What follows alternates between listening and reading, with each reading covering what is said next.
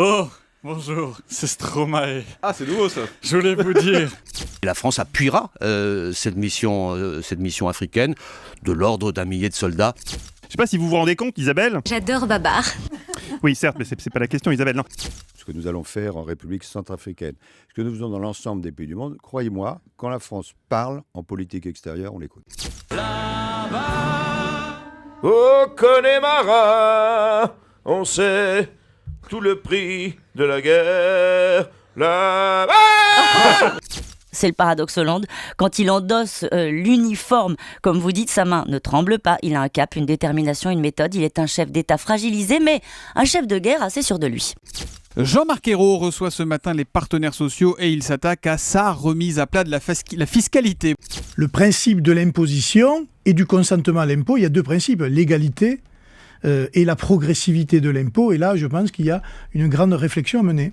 Mais nous nous sommes rendus compte que cette réforme allait bouleverser tous les équilibres fiscaux du pays, qu'elle pouvait faire énormément de perdants et qu'elle se traduirait par une augmentation massive des impôts des classes moyennes. Aux escrocs du cœur, notre philosophie est simple, Nicolas, c'est pas parce qu'on est déjà riche qu'on ne peut pas le devenir encore plus. Oscar Wilde. Non, Liliane Bettencourt. Non, pas du tout. Mais si Liliane, tu peux le dire, aux escrocs du cœur, on n'a pas de tabou, on est avec toi. Il s'est comporté comme un flibustier et il a réussi à créer une solidarité entre Moscovici, Montebourg et Cazeneuve, comme me le dit un ami du ministre des Finances. Ça peut paraître un brin mesquin, pour ne pas dire... Pitoyable. Oui, voire même... Non, n'ayez pas peur de dire le fond de votre pensée, Nicolas. Merdique. Je considère que le Parti socialiste aujourd'hui est dans une dérive extrémiste de la parole, de la menace. La langue française est riche, donc vous choisirez Galland-Brodène, Fabdez, Sornette, faites votre choix. Moi, je fais le pari ici, devant vous, Jean-Pierre Elkabbach. Cette réforme fiscale, elle n'aura jamais lieu. Elle n'aura jamais lieu parce que personne, aujourd'hui, au gouvernement, ne la défend. Les Français sont persuadés que la réforme fiscale, comme la guerre de Troie, n'aura pas lieu.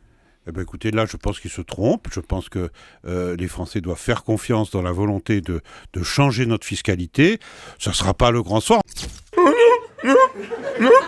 Formidable. Formidable. J'étais formidable, nous étions formidables. J'ai pas fini. Je suis un peu fort bourré. Vas-y, c'est bon, c'est terminé.